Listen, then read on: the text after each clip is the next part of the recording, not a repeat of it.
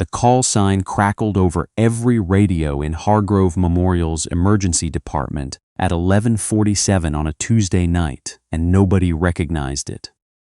Requesting emergency field support. Repeat, does anyone at this location have contact with Sentinel 3? This is a priority extraction. We are 2 minutes out. 2 minutes out. From where, nobody could say.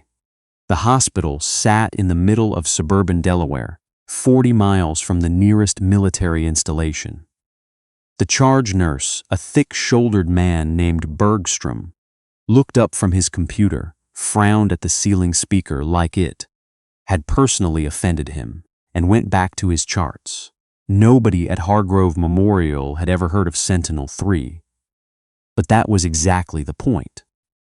The woman they called Ellie worked the overnight supply rotation on the 3rd floor, and she moved through the linoleum corridors the way water moves through a crack, quietly, efficiently, taking the path of least resistance. Her full name was Eleanor Vance. She was 31 years old, though the stillness behind her dark eyes made her seem older in ways that had nothing to do with time. She was slender and unremarkable in her pale green scrubs, her brown hair pulled back in a tight knot at the base of her neck. Her left hand, when it rested at her side, showed a thin crescent of scar tissue running from her palm up past her wrist. The kind of scar that didn't come from a kitchen accident. Nobody at Hargrove had asked about it. That was fine with her. Her job officially was to manage inventory for the surgical floor, tracking expiration dates on blood products, logging suture counts, flagging equipment requests. Work that required precision and patience. Work that kept her behind closed doors and away from the noise of the ER below. She had held the position for 2 years and 8 months. She had been passed over for the staff nursing coordinator role twice, both times by candidates with less experience, but better smiles and no visible history of anything the HR screening software flagged as complicated. The second time it happened, Dr. Harlan, not the department head, just a hospitalist with a habit of giving unsolicited opinions, had stopped her in the hallway and said, with the casual cruelty of someone who didn't know they were being cruel, "Honestly, Ellie, this environment isn't really built for someone in your position. You're better suited to the back-end work. Keeps things smooth for everyone." She had looked at him. She had said nothing. She had gone back to counting gauze rolls. That was 8 months ago. She still thought about it sometimes, alone in the supply room, in the specific way you think about a splinter you can't quite reach. Not with rage, just a dull, persistent awareness that something is lodged there that shouldn't be. Tonight was ordinary. The 3rd floor was quiet. She was working through a backlog of biomedical equipment logs when the overhead lights in the corridor flickered twice and the hospital's external alarm, not the internal one, the one wired to the parking structure, began a low, sustained drone. She set down her clipboard. Outside the narrow window at the end of the hall, the sky was doing something it shouldn't. The first helicopter came in without lights. That was the thing she noticed before anything else. Not the sound, which was enormous and building fast, but the dark profile of it against the cloud cover, no strobes, no navigation lights, running completely black. Then the second, then 2 more materializing from different angles, like they'd been there all along and simply chosen now to become visible. 4 aircraft, heavy frame, the kind of engines you felt in your sternum before you heard them with your ears. They didn't land on the rooftop pad. The rooftop pad at Hargrove could handle a single civilian medevac, a Bell 429 at most. These were not Bell 429s. They came down on the visitor parking lot with the unhurried authority of machines that had never needed permission for anything. Their downwash flattening the row of saplings the hospital board had planted last spring as part of a beautification initiative. Two of the trees snapped clean. Eleanor stood at the window and watched and felt something shift inside her chest. Not panic, not excitement, just a very specific recognition. The way a musician hears a key change before anyone else in the room knows the music has changed. She knew those aircraft. She turned from the window and began moving toward the stairwell, not running, thinking. Downstairs, Hargrove Memorial's emergency department had already collapsed into a particular kind of chaos, the kind with a clear visual center of gravity. 12 soldiers in full tactical kit had come through the ambulance bay doors. They moved with a controlled deliberateness that cleared the path in front of them the way a ship's bow clears water, and at the center of the formation, two of them were carrying a field litter between them. Dr. Celeste Abbott, Hargrove's chief of emergency medicine, was a formidable woman who had navigated 30 years of hospital administration by never, under any circumstances, showing uncertainty. She showed it now for exactly 2 seconds before she reassembled herself and stepped directly into the path of the lead soldier. "This is a civilian medical facility," she said, at the volume she used in board meetings. "You cannot bring armed personnel into my department. I need you to, ma'am." The voice belonged to a tall woman in uniform, mid-40s, with a jaw like a structural beam and eyes that had the flat patience of someone who'd had this conversation before in worse places. Her name tape read Wexford. She was a lieutenant colonel, though Abbott didn't know that yet. "I need you to hear me clearly. I have a critically wounded officer on this litter. He is stable for the next 8 to 12 minutes without intervention. After that, he will not be stable. I need a trauma bay, a full thoracic kit, and the woman you have working supply on your 3rd floor." Abbott blinked. "I have a trauma team. I didn't ask for your trauma team." Wexford's voice didn't rise. "It didn't need to. I asked for the woman in your 3rd floor supply room. Her name on file will be Eleanor Vance. She goes by that here. We know her by something else." She paused, and something in her expression shifted, not softening exactly, but becoming more specific. "Please, tell me she's still here." Behind the nurse's station, Bergstrom was already on the phone to hospital security. Residents and nurses stood in a scattered semicircle, maintaining a careful distance from the soldiers, watching the man on the litter with the combined expression of people trying to assess severity without getting involved. He was late 30s, big through the shoulders, the kind of physical architecture that made it more unsettling to see him unconscious and pale. His chest was wrapped in layers of field dressing. One of the soldiers was manually managing an IV line. Another was monitoring what appeared to be a portable arterial pressure unit. Dr. Harlan, who had been wrapping up a patient note at the workstation and was now wishing he had left 20 minutes ago, pushed forward with the energy of a man who mistook proximity to a crisis for authority over it. "Whoever you're looking for, we don't have military personnel on staff. This is a civilian hospital. If you're looking for a nurse named Vance, she manages inventory. She is not a trauma resource." Wexford looked at him. Just looked at him. "Sir," she said, "I need you to step back. I am a licensed physician and this is—" "I need you," Wexford said, with a patience that had run down to its last quarter inch, "to step back." Harlan stepped back.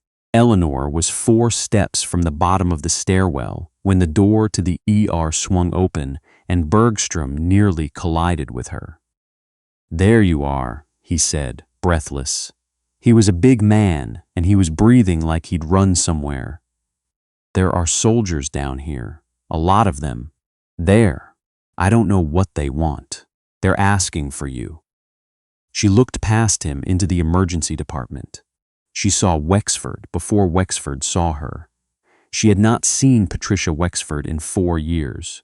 The last time had been in a military hospital outside Stuttgart, 3 days after a field operation in which everything that could go wrong had gone wrong, except for the part where the men they were responsible for had survived.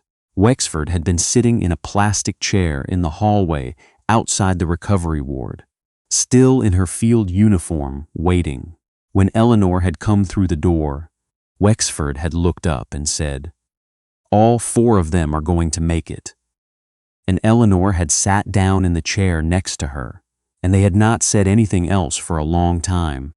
She walked past Bergstrom into the ER. Every person in the room, whether they meant to or not, turned to look at her. She registered this the way she registered most things: filed, noted, set aside. She walked toward the litter. Wexford saw her. Wexford's entire body changed, a rigid thing becoming briefly, visibly less rigid. "Vance," she said. "Colonel." Eleanor's eyes were already on the man on the litter, cataloging. "Talk to me." "Penetrating thoracic trauma, left side, suspected hemothorax. He's got a field RIBOA in place, zone 1, holding pressure on the descending aorta. Placed 40 minutes ago. The balloon is degrading. We estimate you have 8 minutes before it slips and he decompensates." Wexford paused. "There's something else. Say it." "There's a fragmentary device embedded in the wound tract. It did not fully arm on impact. EOD has assessed it as a low probability detonation risk at this point, but low probability isn't 0. No, it is not." Dr. Abbott, who had been listening from 3 feet away, made a sound that wasn't quite a word. "I need your best trauma bay," Eleanor said, turning to her. "Full thoracic kit, rib spreaders, vascular clamps, 3-0 Prolene suture. Open a chest tray. I need 2 units of ONEG primed and running. I need suction, and I need the room clear of everyone except 2 people who can follow instructions without asking me to explain them." Abbott stared at her. "Vance, you are a supply technician. You don't have surgical privileges at this hospital. Dr. Abbott." Eleanor's voice was level, unhurried. "The man on this litter is going to die in approximately 7.5 minutes if no one operates on him. Your trauma team has not, in the time they have been standing in a semicircle looking at him, begun to set up a thoracic kit. I have, in my head, 3 times." She looked at Abbott steadily. "I would like your permission to use your facility. I am asking out of courtesy. I want to be clear about that." Harlan made a noise of protest from somewhere to her left. Wexford turned to look at him. He stopped making the noise. Abbott looked at Eleanor for a long moment. Something moved across her face. Skepticism, recognition, a recalculation happening in real time. Then she turned to the charge nurse. "Bay 1, get it set up." Everything she asked for. They moved fast. Eleanor scrubbed while Miller, the corporal who had been managing the IV, a quiet soldier named Miller, who turned out to have had 2 years of surgical tech training before enlisting, gowned and gloved beside her. Wexford positioned herself at the head of the table to manage vitals and call numbers. The rest of the soldiers stood outside the bay doors in a formation that suggested they would remain there indefinitely and preferred not to be spoken to. In the observation corridor, Abbott, Harlan, Bergstrom, and half the overnight ER staff pressed against the glass. "She's going to kill him," Harlan said, with the confidence of a man who had been wrong before. Nobody answered him. Inside Bay 1, Eleanor looked at the man on the table. His name, Wexford had told her on the way to the bay, was Orrin Graves, Captain Orrin Graves. He had been conscious enough to give his own name and blood type approximately 22 minutes ago. He was not conscious now. She had met him once, briefly, 6 years ago at a training exercise in Fort Bragg. She didn't mention this. It wasn't relevant. What was relevant was the pressure reading on the Reboa monitor, which had dropped 4 millimeters in the last 90 seconds. "We're losing the balloon," Wexford said. "I know." Eleanor made the incision. It is one thing to read about a thoracotomy in a clinical context. The technical language, the anatomical landmarks, the neat sequential steps outlined in a textbook with illustrations.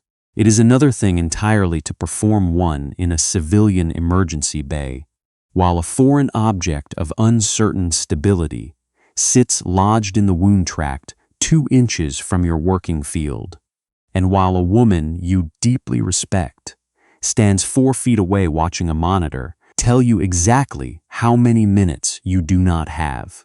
Eleanor knew the difference. Her hands moved the way they always moved when it mattered, without consultation, without hesitation, as though the hands had their own intelligence that her conscious mind had long since learned to trust. She placed the rib spreader. She cranked it slowly, carefully, more carefully than she would have in the field, because in the field the concern was speed, and here the concern was the device. The fragmentation device that Miller had confirmed was sitting against the posterior wall of the chest cavity, like something that hadn't yet decided what it wanted to do. The ribs spread. The chest opened. "Suction," Eleanor said. Wexford ran the suction. Blood cleared. The field resolved. There it was. The arterial tear, a ragged lateral gash in the descending aorta, the Reboa balloon visibly deflating in real time, the tissue around it purple and ischemic, and below it, nestled against the curve of the 12th rib, the fragment. It was smaller than she'd expected, maybe the size of a large marble, irregular, its surface still carrying the smell of propellant that she recognized somewhere below the level of cognition. She had smelled it before, many times, in places that were not on the maps that hung in the hospital administrator's conference room upstairs. She did not look at it for longer than a second. "Clamp," she said. Miller placed it in her hand. This was the moment. She knew it and didn't acknowledge it, because acknowledgement requires attention, and her attention was committed elsewhere. She slid the vascular clamp into the chest cavity, past the fragment, navigating by feel and by years of muscle memory through spaces that were dark and slick and not forgiving of imprecision. The clamp went past the device without touching it. She found the aorta above the tear. She applied the clamp. The bleeding stopped. The monitor, which had been producing a sound like a failing argument, settled into something more reasonable. "Clamps on," she said. "Pressure? Coming up," Wexford said, and her voice was steady. But Eleanor heard the thing underneath it that Wexford would have denied feeling, which was relief so profound it was almost grief. 60/40 and climbing. "Miller, hold this retractor. Don't move it." "Yes, ma'am." The EOD technician arrived 11 minutes later. His name was Sergeant Prade, and he came in wearing a blast suit and carrying a kit that looked like something a watchmaker would use if the watch in question could level a building. He stood in the doorway of Trauma Bay 1 and took in the scene. The open chest, the arterial clamp, Eleanor's hands still inside the wound cavity. The fragment sitting exposed and visible now that the blood had been suctioned clear.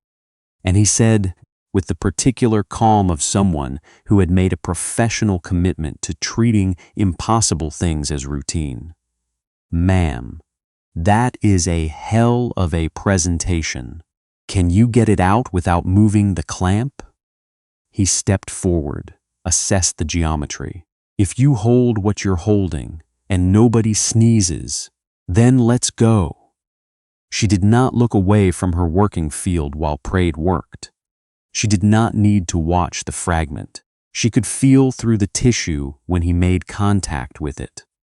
A faint transmitted vibration, conducted through the chest wall and the ribs and the wet warmth of the cavity, like hearing a sound through a wall.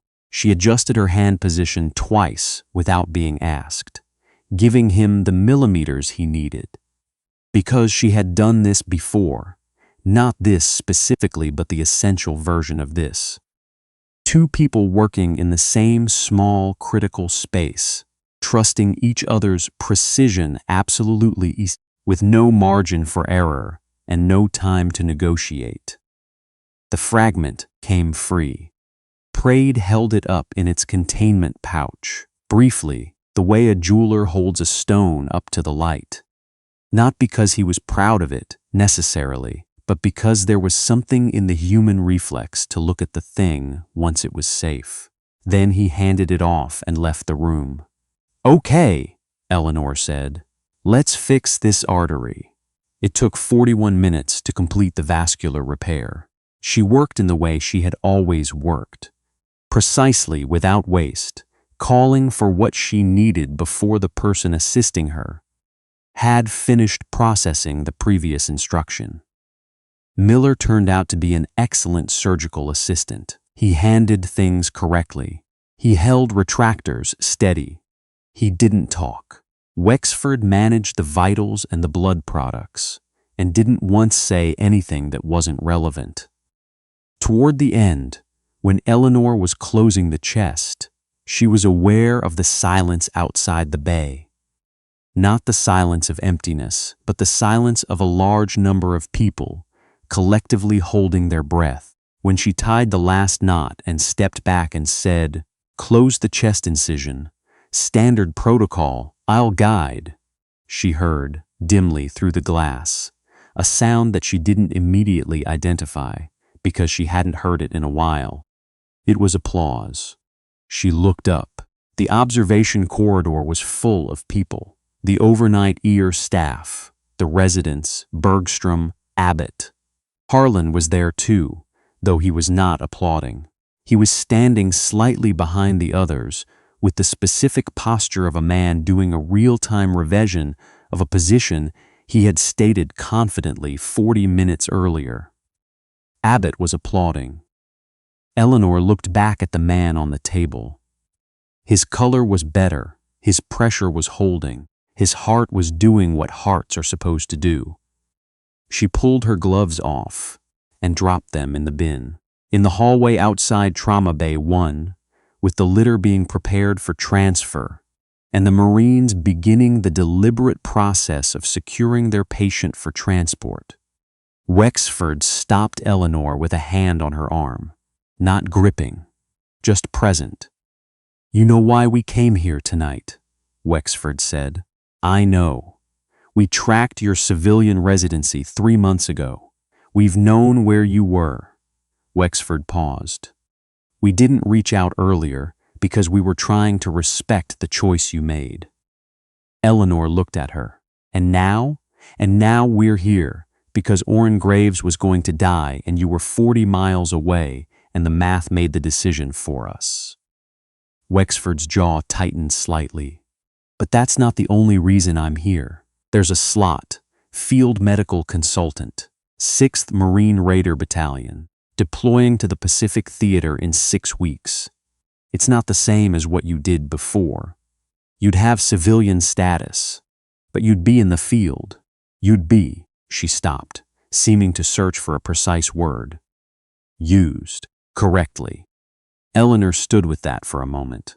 She thought about the supply closet on the 3rd floor, the twice passed over promotion, the 8 months of counting gauze rolls and thinking about what Harlan had said, not really built for someone in your position, with the particular, persistent quality of a splinter she couldn't reach. She thought about the way her hands had moved tonight, without consultation, without hesitation, the way they always moved when it mattered. She thought about Orrin Graves's color improving above the table, the pressure climbing, the monitor settling. Dr. Abbott appeared at the edge of the corridor, walking toward them with the purposeful stride of a woman who had made a decision and intended to deliver it before she could second-guess herself. She stopped in front of Eleanor. "I owe you an apology," Abbott said. "Not for tonight, for 2 years and 8 months of not knowing what we had in that supply room." She extended her hand. "Whatever you decide, about staying, about going, I want you to know that you have a place here if you want it. A real one, not inventory." Eleanor shook her hand. Then she looked at Wexford. 6 weeks, she said. 6 weeks. I'll need to sublet my apartment." Something shifted in Wexford's face, not a smile exactly, but the architecture of one. "I'll have someone call you in the morning." Eleanor looked back through the window of Trauma Bay 1. Graves was stable. Miller was completing the secondary assessment. The machines were doing what they were supposed to do, which meant the crisis had passed into the next phase, which was not her job, which was fine. She had done her job. She reached into the pocket of her scrubs and took out her Hargrove Memorial ID badge, the one with the small stock photo of her face that made her look mildly inconvenienced, the one that said Supply Services under her name, in a font designed to communicate that the information it contained was not particularly important. She looked at it for a moment. Then she clipped it to the edge of the nurse's station counter, where whoever opened the department in the morning would find it. And she walked with Wexford toward the ambulance bay doors, and then out into the parking lot, where 4 dark helicopters sat cooling in the pre-dawn air, and the saplings that the board had planted were bent and some of them broken. And the night was almost over, and the sky to the east was doing the specific thing it does in the half hour before sunrise, which is to say, it was becoming, very slowly and without announcing itself, a different color than it had been.